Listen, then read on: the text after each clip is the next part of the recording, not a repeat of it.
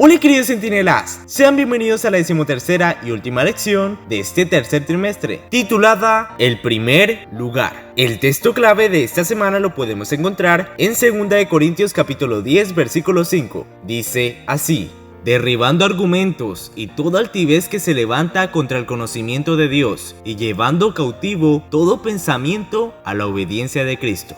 El orgullo, la ambición y la humildad son características destacadas del ser humano. Sin embargo, una de ellas es contraria a las otras. La humildad es una de las virtudes evidenciadas en la vida de Cristo mientras vivió entre los hombres aquí en la tierra. Fue maltratado pero se sometió humildemente. Eso nos dice Isaías 53:7. Por otro lado, la ambición egoísta y el orgullo son características originadas en el corazón de Satanás. Al conversar con los discípulos con respecto a estas tres características, Jesús afirmó que la humildad es parte integrante de la vida del verdadero cristiano y contrasta con la ambición egoísta y el orgullo tan característicos de nuestro enemigo. Cristo enseñó a sus seguidores que la importancia en el reino de Dios no proviene del orgullo, de la arrogancia o de la ambición egoísta, sino de un corazón contrito y humilde, semejante al de un niño. Por esta razón, la humildad está obligada a batallar un intenso combate entre la ambición y el orgullo, combate que se encuentra inmerso en la gran batalla entre el bien y el mal, entre Cristo y Satanás. La historia de esta semana nos presenta tres situaciones que involucran preguntas complicadas. El primer texto está en Mateo capítulo 17 versículos del 24 al 27. Léelo en tu Biblia y observa lo que respondió Pedro a los cobradores de impuestos del templo que querían saber si el maestro pagaba los impuestos. La otra pregunta fue realizada por los discípulos a Jesús y ciertamente la respuesta no fue la que ellos esperaban. Lee Mateo capítulo 18 versículos del 1 al 4 y finalmente lee Mateo capítulo 20 versículos del 20 al 28.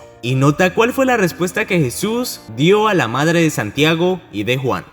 El texto clave para esta semana está en 2 Corintios capítulo 10 versículo 5, en el cual Pablo defiende su ministerio alejando todo obstáculo de orgullo que se levanta contra el conocimiento de Dios. La humildad y el servicio son los principios del reino que Cristo había venido a establecer. Estos nuevos conceptos sorprendieron a los discípulos y a los demás seguidores, que soñaban con un líder lleno de honra, autoridad y poder. Cristo estaba estableciendo un reino sobre principios diferentes. Él no llamaba a las personas a asumir autoridad, sino a servir, a sobrellevar lo fuerte a las flaquezas de los débiles. El poder, la posición, el talento y la educación colocaban a su poseedor bajo una obligación mayor de servir. El Libertador, página 275. Jesús intentó de todas las maneras posibles ajustar el foco de los discípulos a fin de que ellos discernieran, por medio de las lentes divinas, cuál era el verdadero privilegio y la mayor de las honras. Mejor es seguir el consejo del apóstol Pablo. Leamos juntos Romanos capítulo 12 versículo 3.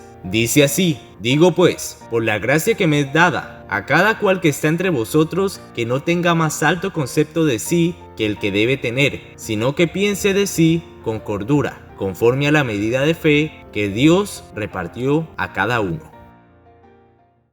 Ahora entremos al espacio de los datos curiosos de la lección número 13, para ver si lo sabías o no. Número 1. Algunas categorías de personas no necesitaban pagar los impuestos del templo. Entre ellas estaban los sacerdotes, los levitas y los profetas. Los rabinos consideraban a Jesús como una persona común. El milagro de la moneda en la boca del pez debería haber servido de prueba contraria a eso. Delante de ellos estaba el Hijo de Dios. Número 2. Cuando los discípulos comenzaron a discutir para saber quién sería el más grande en el reino de Cristo, estaban permitiendo que los dirigiera el mismo espíritu que había comenzado la rebelión en el cielo. Jesús les había mostrado cuál era el verdadero principio del reino del cielo, la humildad y no el orgullo. Número 3. La madre de Santiago y de Juan había servido generosamente a Jesús con sus recursos. Desde su punto de vista, el pedido que ella estaba haciendo era justo. Además, aquellos dos discípulos siempre se mantenían cerca de Jesús Jesús, especialmente Juan, quien terminó siendo conocido como el discípulo amado. Número 4. Los demás discípulos se sintieron ofendidos con el pedido de la madre de Santiago y de Juan, porque la posición más alta era también la que ellos ambicionaban. Número 5. Jesús sabía que Santiago y Juan lo amaban de verdad. Cuando afirmó que ellos beberían del mismo cáliz que el Salvador estaba bebiendo, se refirió al sufrimiento del cual participarían en un futuro no tan lejano. Santiago fue el primero de los discípulos que murió a espada, y Juan fue el que por más tiempo sufrió persecución. Fue él quien escribió el libro de Apocalipsis cuando estaba exiliado en la isla de Patmos.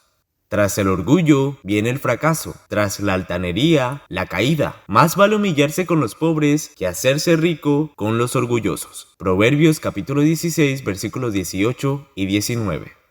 Los discípulos convivieron bien de cerca con Jesús, quien es la fuente de la verdadera humanidad. Sin embargo, esto no impidió que comenzaran a desarrollar el orgullo en sus corazones. Sus ojos necesitaban ser abiertos para percibir la diferencia entre el reino de Cristo y el de Satanás, y así tener el enfoque bien ajustado. El reino de Satanás es un reino de fuerza. Cada uno mira al otro como un obstáculo para su propio progreso, o como un escalón para poder trepar a un puesto más elevado. En contraste, el que siente más profundamente su necesidad de la ayuda divina, la pedirá. Saldrá de la comunión con Cristo para trabajar, ungido para su misión, y tendrá éxito donde muchos de los sabios e intelectualmente preparados fracasarían. Si queremos formar parte del reino de Cristo, necesitamos desarrollar los mismos rasgos de carácter que destacaban al Hijo de Dios.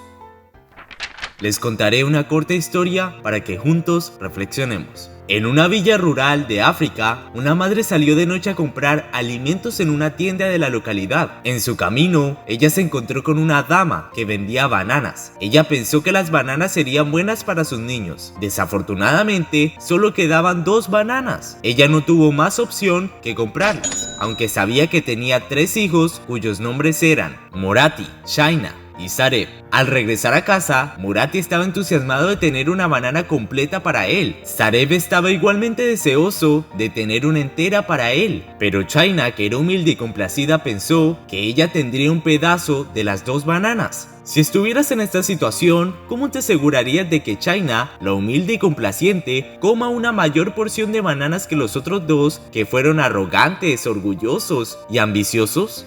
¿Quieres saber qué hizo la madre? Morati y Sareb tomaron una banana cada uno, así que las bananas se terminaron. Luego, cuando la madre vio la egoísta ambición de Sareb y Morati, ella tomó la mitad de las bananas de cada uno y se las dio a Shaina, que finalmente tuvo una banana completa. Algunas veces tendemos a pensar primero en nosotros mismos antes de considerar el bienestar de otros. Esto ocurre en toda la sociedad, familia, clase, trabajo, iglesia, etc. Sin embargo, como cristianos, Dios requiere que poseamos la virtud de la humildad, a fin de que pensemos en otros en lugar de nosotros. Además, Cristo dijo: el más importante en el reino de los cielos es el que se humilla y se vuelve como este niño. Mateo 18:4. Wayne Mack, en su obra Humility, The Forgotten Virtue, que significa humildad, la virtud olvidada. El pecado nos aleja de Dios. Sin embargo, el orgullo representa un ataque directo hacia Él. Este sentimiento eleva el corazón humano por encima de Dios y contra Él. El orgullo intenta destronarlo y colocar al hombre en el poder. A continuación, el autor plantea una apelación. ¿Cómo pueden luchar los cristianos contra este pecado y desarrollar un corazón humilde? Cierta vez, el pastor Aidan Wilson Tozer escribió un artículo titulado Humildad, verdadera y falsa, y en su conclusión dijo: encontré 2 clases de cristianos, los orgullosos que piensan que son humildes y los humildes que temen ser orgullosos. Debería haber otra clase, los altruistas, que dejan la cuestión en las manos de Cristo y se niegan a perder el tiempo intentando comportarse bien con sus propias fuerzas. Con toda seguridad, este último grupo alcanzaría el objetivo mucho antes que los otros. El orgullo es el pecado original y la raíz de muchos otros. El mejor antídoto para combatirlo es un corazón humilde y sumiso que se apegue a Dios y haga de Él el primero en todo. Cuando el Señor ocupa el lugar correcto en nuestra vida, todas las demás cosas tienden a encajarse en sus debidos lugares. Un desafío para nosotros hoy es: ¿Quién es sabio y entendido entre vosotros? Muestre por la buena conducta sus obras en sabia mansedumbre. Santiago 3:13. Humildad no significa considerarse menor que las otras personas, ni tener una opinión inferior de sus talentos. Significa estar libre de pensar con respeto de sí mismo. La historia de esta semana está ampliada en los capítulos 48 y 60 del libro El Libertador. Y recuerda que puedes invitar a un amigo, a un familiar o a un vecino que esté interesado en aprender más de Jesús. Nuestras redes sociales están en la descripción de este video. Y nos veremos en una próxima lección. ¡Centinelas!